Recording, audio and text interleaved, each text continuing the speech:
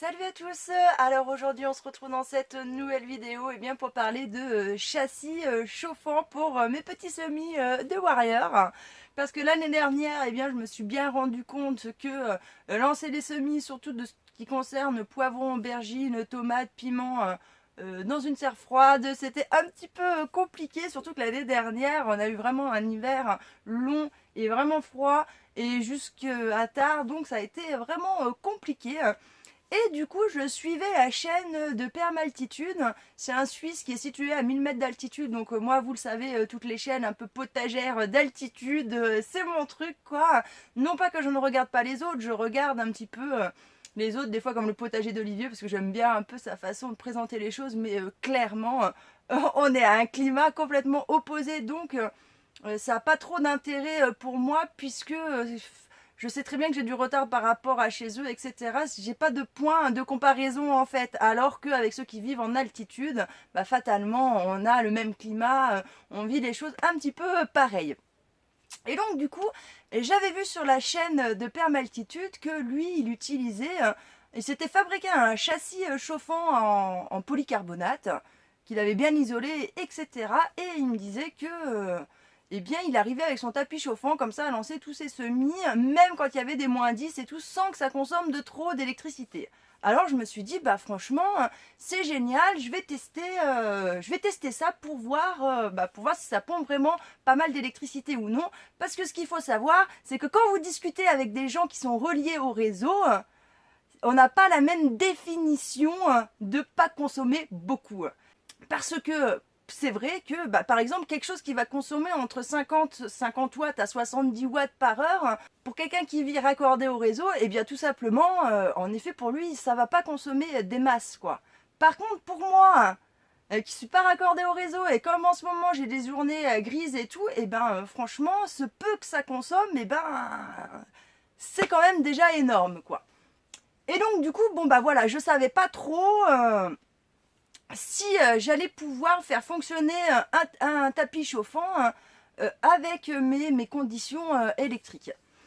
Et du coup, quand j'ai commencé à regarder le prix du tapis, le prix du programmateur qu'il fallait mettre avec le thermostat et tout ça pour que ça se déclenche à la température voulue, et puis pour faire ce petit châssis en polycarbonate là, non mais j'ai halluciné quand j'ai vu les prix des plaques de polycarbonate. Je me suis dit bon, ma Vénus, déjà avec la chance que tu as, ces plaques, elles coûtent une blinde, j'en ai jamais découpé, c'est obligé, je vais faire un carnage au moins avec la première, quoi.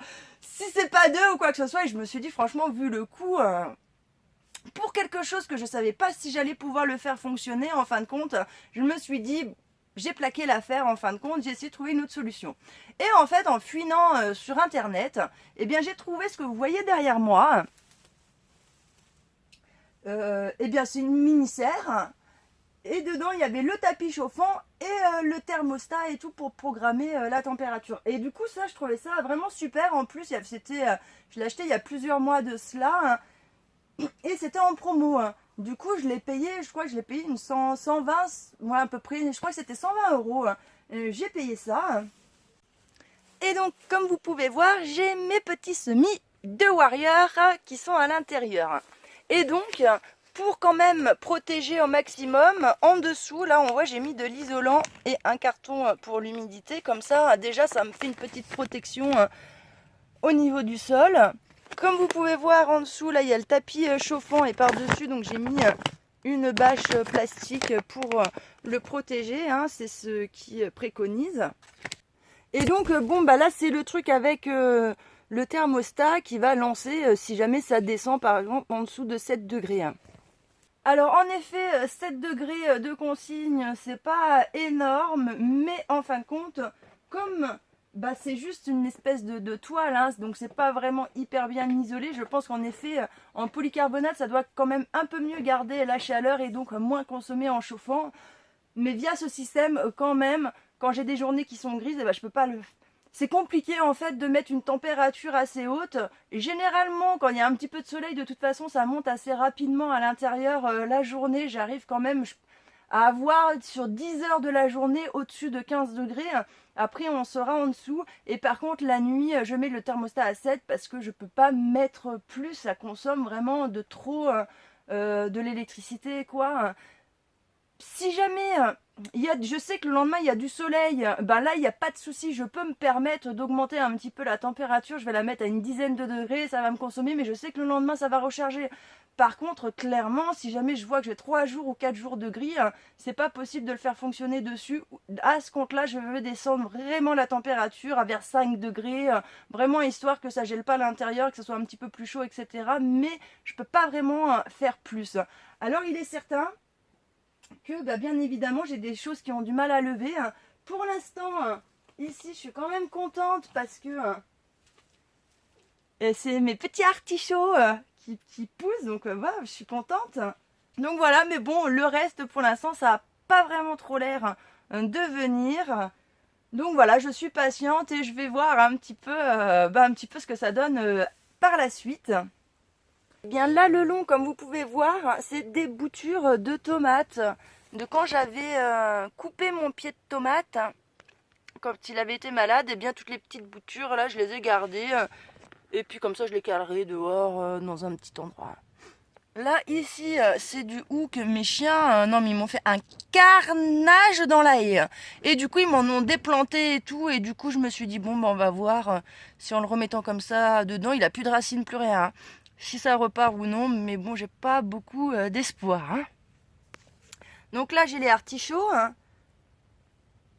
Et ici, alors on pourrait croire qu'il y a des choses qui sortent, mais c'est parce que j'ai utilisé la terre de mon terrain et du coup, il y a plein de petites graines qui sortent.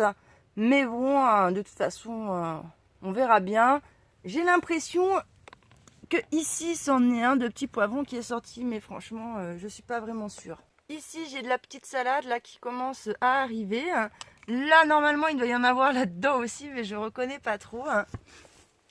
Et ici, donc là, j'ai refait des plaques. Celles-là, je les ai fait il y a moins longtemps. Hein. Ici, là, il y a presque 3 semaines que je les ai fait. Et là, ça fait 1 semaine pour cette plaque-là. Et ici, je l'ai fait il y a quelques jours. Et donc, ce coup-ci, j'ai remis du terreau par-dessus. Et je constate quand même que j'ai moins de graines, du coup, qui sont dans ma terre, qui lèvent par-dessus. Hein, donc, c'est déjà pas mal. Donc voilà, j'espère qu'avec cette méthode-là, cette année, je vais réussir correctement ces semis-là. Pour les autres qui ont moins besoin de chaleur, je me tracasse vraiment pas trop. Hein. Je pense qu'avec l'année dernière, la formation que je me suis faite et tout, je suis opérationnelle cette année. J'ai bien compris comment ça fonctionnait. Hein.